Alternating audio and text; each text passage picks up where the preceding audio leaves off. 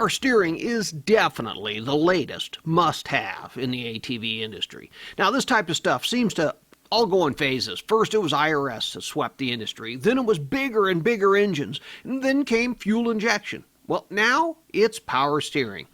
And now you might think that power steering on an ATV is just a sales gimmick or at least a complex add-on that you don't really need. But let me tell you, once you try it, especially the Suzuki version, you're going to be sold on the benefits.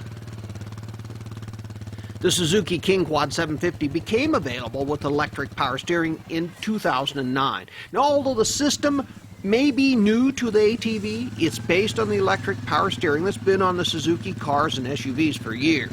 So basically, the unit senses torque loads at both ends of the steering, input from the handlebars and the resistance from the tires. So as expected, the unit senses the amount of effort needed to twist the handlebars, thus allowing more power from the unit at slower speeds and less at higher speeds.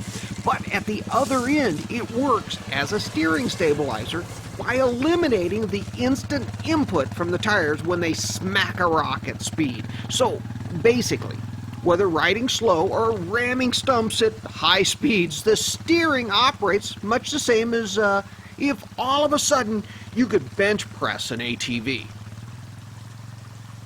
One of the additional benefits from the new power steering is that the King Quad gets a revised front geometry, and this is something that is a huge help in rectifying the previous King Quad steering ails. Now, without going into too much detail, they've added several degrees more caster. Now, caster is the angle of the steering pivot point. In simplest form, the more caster, the more likely the ATV will track straight. The less caster, the easier it is to change directions, intended or not. Now, we found that the increased caster did indeed make the new King Quad handle better, especially when fitted with more aggressive tires, where the standard King Quad would become a real handful to steer on steep and rocky downhills or on severely rutted trails. The EPS model doesn't even seem to break a sweat. And with the EPS working as a stabilizer, we more than once ran back over a trail just to make sure we actually hit those rocks and ruts.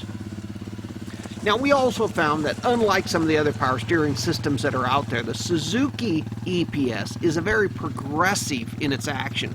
It's not overpowered at slow speeds, but provides that all-important feel that keeps you in touch with the machine, whether you're going slow or fast.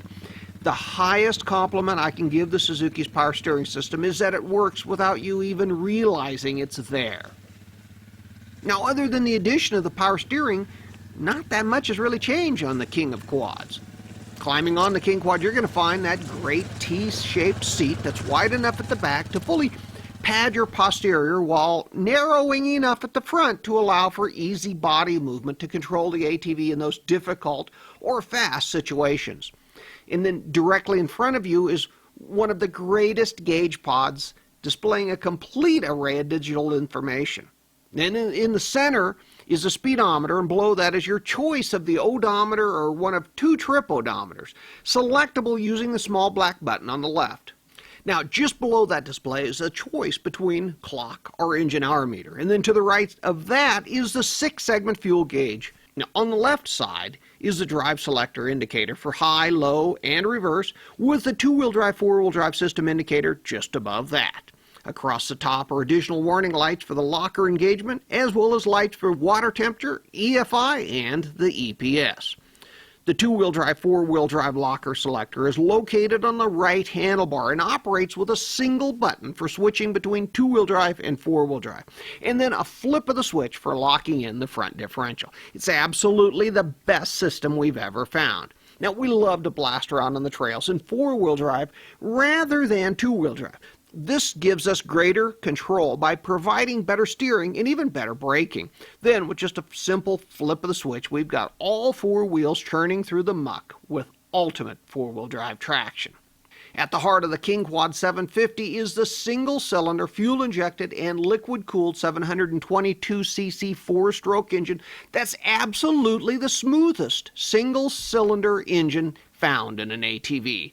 And in an effort to lower the Suzuki center of gravity, the engine has the cylinder tilted forward at a 48-degree angle, keeping the upper mass of the engine as low as possible. Now, another important factor in lowering the center of gravity is the location of the 4.6-gallon fuel tank, positioned down below the seat.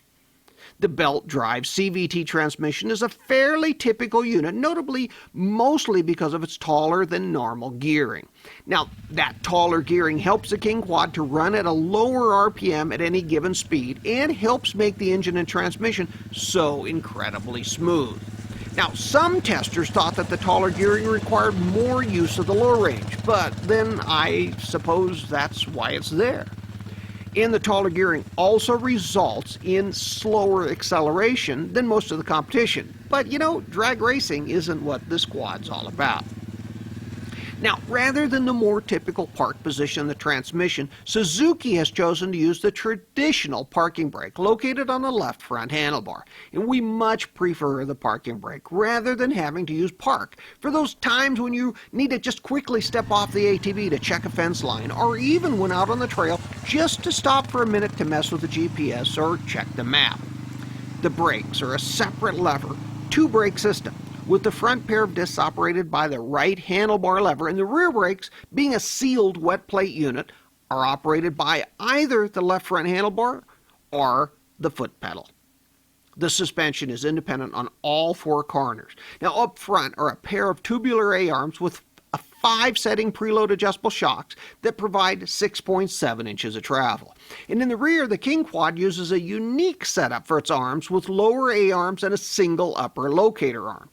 The rear shocks are also adjustable with 5 preload adjustable settings and have a total travel of 7.7 inches. Now, while none of these measurements are remarkable, the suspension works far better than the numbers would suggest.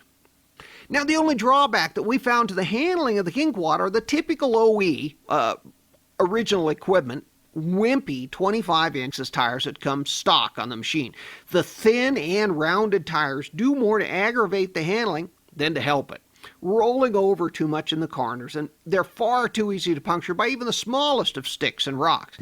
The good news is that at least the stock wheels are aluminum and provide a great platform to mount a set of good radial tires with a bit more aggressive tread. Now, this addition alone will make the handling of the new King Quad so precise that you might actually think you're on a sport quad. And of course, this is where Suzuki's power steering and that revised steering geometry really makes a difference. On non-EPS equipped King Quads, the already troublesome steering is really aggravated by adding more aggressive tires.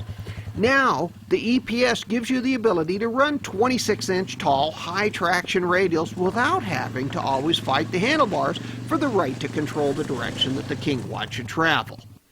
Now, although we think the King Quad looks great, those sporty looks hurt it in the utility department, with both the front and rear racks being a little bit smaller than optimal for carrying real loads. Even though the racks are small, they can still carry the weight, with the front rack's load capacity being 66 pounds and the rear being 132 pounds. The King Quad is rated to tow 992 pounds on level terrain and 400 pounds on uneven and difficult conditions. Now, like most of the newer ATVs, the maintenance on the King Quad is hindered by some of the plastic bodywork that covers the ATV. Accessing the air filter is fairly simple, just needing the removal of the seat and the cover in front of the seat to remove it for cleaning. Checking the oil level requires removal of 3 plastic fasteners and the plastic cover on the lower left side of the engine. Now, this added amount of trouble just may prove to be enough to keep a lot of folks like me from checking the oil as often as we should. Now, assuming the check stick must be located behind a plastic panel, at least Suzuki could have done was to make it a snap-off panel like's found on the Grizzly.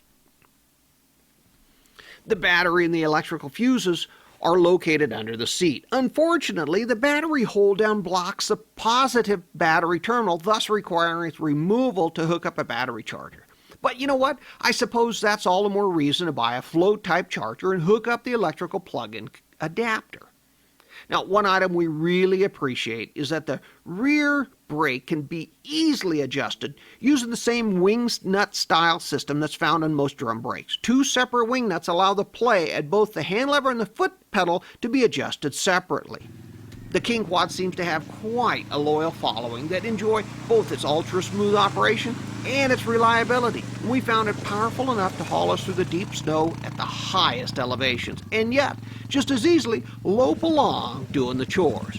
And as with most new ATVs from the Japanese manufacturers, just plan to replace those stock tires for the best performance.